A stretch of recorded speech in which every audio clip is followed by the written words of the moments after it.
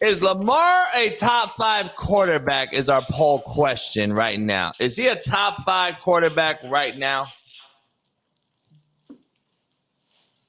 I'm not sure. Doc thinking about it. He's not sold, Smitty. He's not sold. He stayed healthy this year.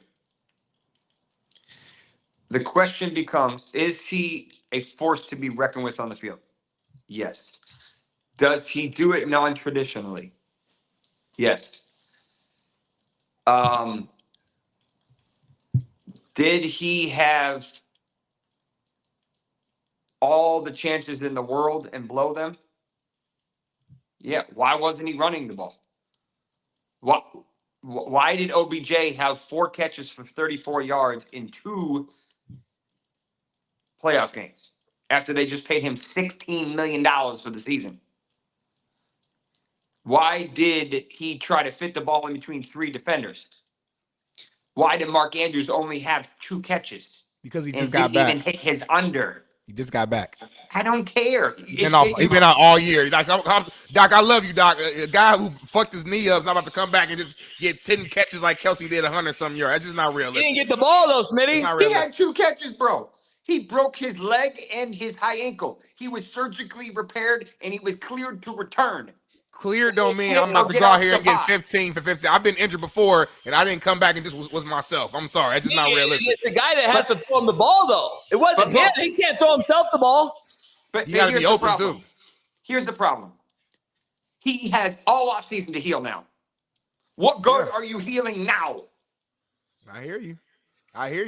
But it's easy to say a guy don't have the catches, but like, let's watch the full tape. Was Andrew just fucking wide open all game and he just was messed up? If he was, cool. Let's watch the tape and see. Hey, Laporta was injured. Laporta came back and had 10 catches his first game back. Why is Laporta having those catches and he can't? Compare everybody. I mean, you can compare this to that. My point is, if you're gonna play him in the game, play him in the game. Yeah, I'm with you. Like the only one that even made a splash was Zay Flowers. Which is typically true. Yeah. And Zay Flowers unfortunately fumbled the ball.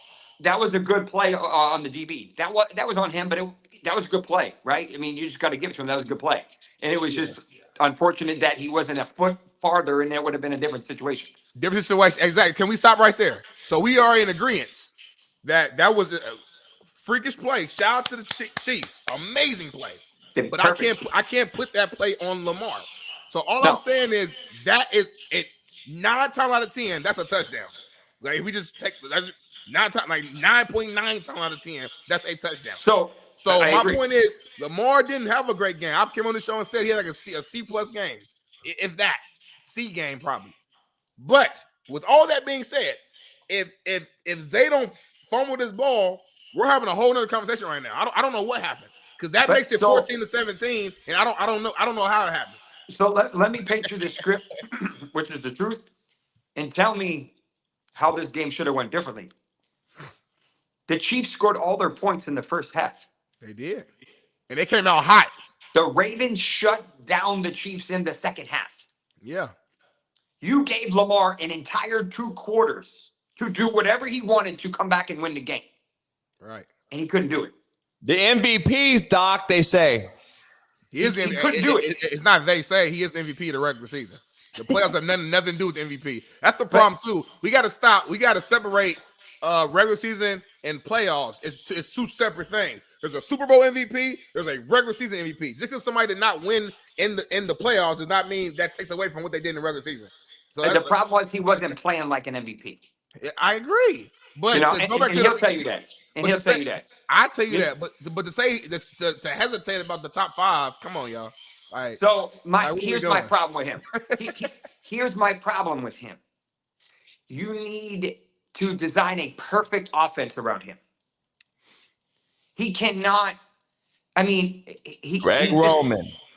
He's not. He can't do what Patrick does. He can't do what Josh Allen does. He can't do what Jalen Hurts does. Whoa. There's no Jalen Hurts? Nah. Yeah. All right, my fault. Continue. So he can't do what Burrow does. I agree with that. So like Lamar is special. There's no question about that. I mean, that's obvious. And when the defense gives him plenty of running lanes, he's a freaking nightmare, right? Obviously. But you blitz him, and Spags did that, and you make him win the game with throwing the ball, which a quarterback should do by definition, he can't do it. He can't do it. And, Hey, and that's the problem. That's what made Brady so lethal. We got Michael Lombardi coming on, and we're interested to get his take with Smitty as well on the same thing. I don't know what to call it. Is it a choke job? Is it he's 2-4 in the playoffs? I do know though that he's had two coordinators now. One of them in Roman devised an offense around him where he was an MVP, a lot of success. The offense to me was a lot harder to game plan against with Roman than it is with Monken. But we wanted Roman out. It was all Roman's fault at the end of the day. And now on Twitter, it's Monken's fault. We protect Lamar very, very heavily in this media world. I'm just going to be honest. I want to know when it's Lamar's fault. It's his fault right now. I'm admitting this is his fault right now as the leader.